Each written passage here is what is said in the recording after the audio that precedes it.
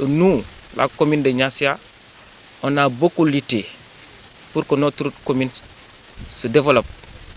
Actuellement, nous vivons dans des moments très difficiles. On n'a pas de courant, on n'a pas l'eau. Il y a des problèmes vraiment très récurrents que nous vivons ici. C'est pourquoi nous disons qu'il est temps qu'on arrête. C'est pourquoi on appelle notre collectif Moutia. Moutia, ce qui veut dire en français, il est temps.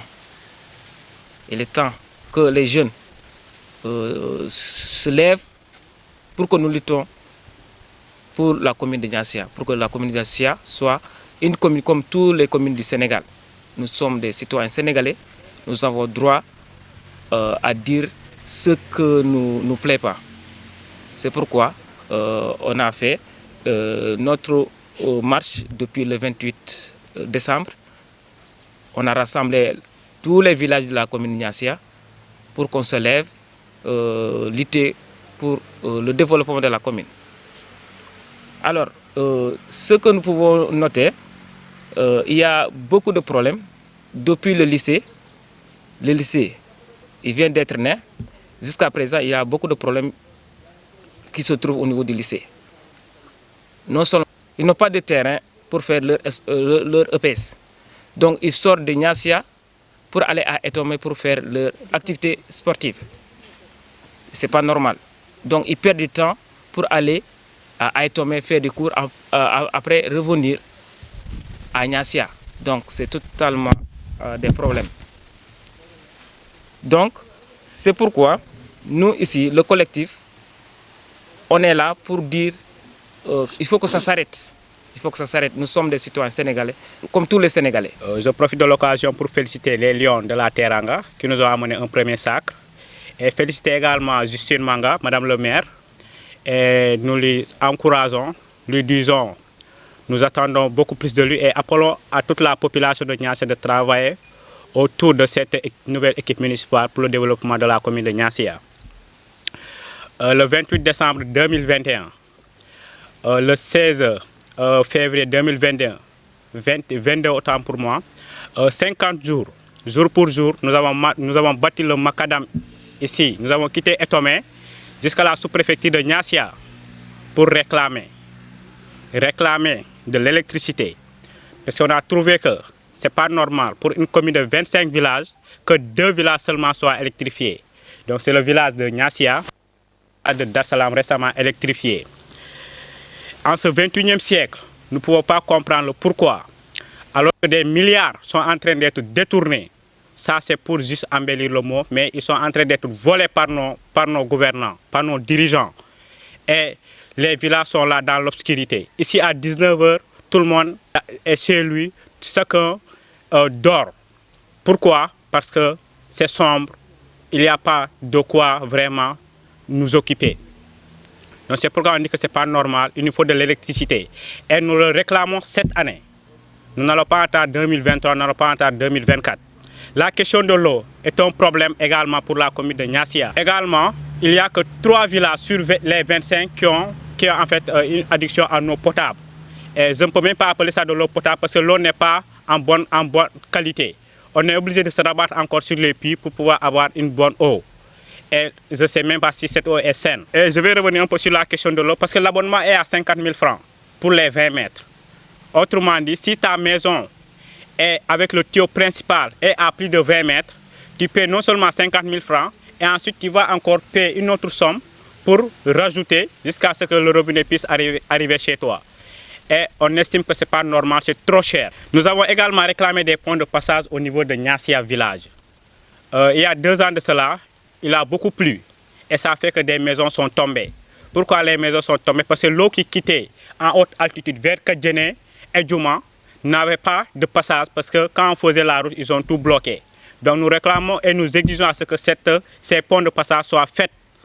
Nous avons également réclamé des ralentisseurs au niveau de l'école élémentaire Mathias Samboutene de Niassia et du virage là-bas à la boutique de Basile.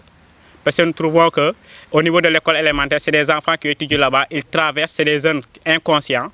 Donc il faudrait également faire de sorte que leur sécurité soit garantie. Nous avons aussi réclamé des pistes de désenclavement parce que nous sommes dans une forêt. Et pendant l'hivernage, c'est un casse-tête pour pouvoir sortir nos produits locaux, les faire sortir de la brousse pour les amener à Ziguinchor. C'est très compliqué.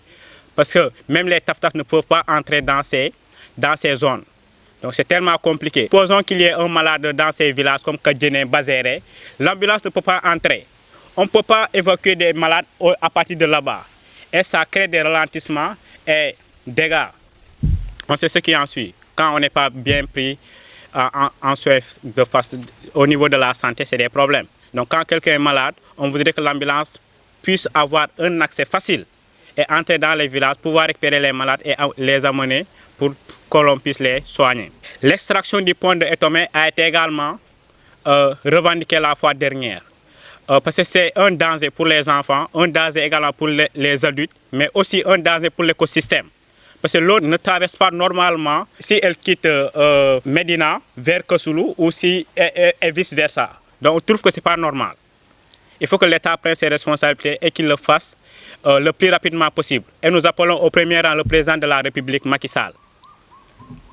Le lycée de Niassia fait 10 classes.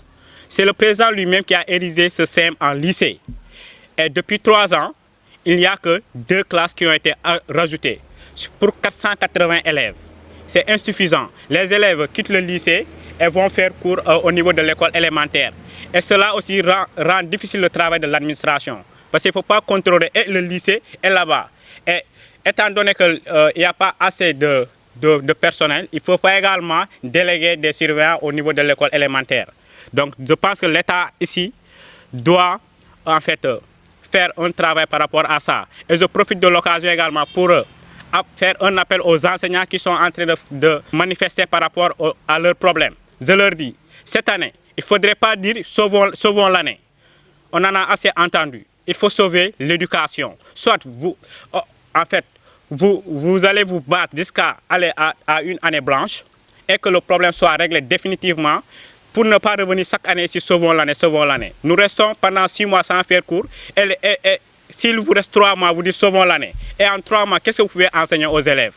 Cette année, vous devez en fait tenir et dire non jusqu'à ce que vous obtenez gain de cause de façon définitive. Le collectif Moutia veut dire en Wolof Jotna. Donc, sera ouvert à toute la commune. Pour le moment, il n'y a que les villages du Bayotte. Mais nous allons travailler à ce que toutes les populations de la commune de Niassia intègrent ce comité parce que nous allons organiser encore une grande marche et ça sera une marche communale. Et après cette marche, s'il n'y a pas gain de cause, là nous allons passer à la vitesse supérieure. Nous interpellons l'État du Sénégal. Le président Macky Sall, nous vous interpellons directement. Il faut régler notre cas. On ne peut pas vivre dans l'obscurité durant des siècles. Nos grands-parents sont nés dans l'obscurité. Nos papas sont nés dans l'obscurité. Nous sommes nés dans l'obscurité. Et nous n'allons pas mourir dans l'obscurité car nos enfants vont naître dans l'électricité. Nous allons avoir de l'eau également. Je vais un peu revenir également sur la cherté de la vie. La vie est trop chère. Le sac de sucre coûte 30 000 francs. Moi, je suis commerçant, j'en sais quelque chose. Le riz également est trop cher. Tout est cher dans ce Sénégal. Vraiment, il faudrait que le président de la République, encore une fois, prenne ses responsabilités. Nous sommes des citoyens et des citoyens apparemment entiers du Sénégal. Donc, ce que les autres ont, nous avons le droit de l'avoir ici chez nous. Donc, j'appelle également à la diaspora de la commune de Niassia de venir nous soutenir dans ce combat. Parce que c'est un combat pour tous et un combat pour le développement de la commune de Niassia. Oui, aux enseignants surtout et à l'État du Sénégal. Ils doivent faire de sorte que cette année, qu'ils ne nous disent pas « sauvons l'année ». Nous voulons que vous sauvez l'éducation. C'est-à-dire qu'il faut obtenir gain de cause et finir cette grève de façon définitive. Beaucoup de difficultés, parce qu'il y a des élèves qui quittent de plus de 5 km. Certains quittent 6 km pour rejoindre le lycée.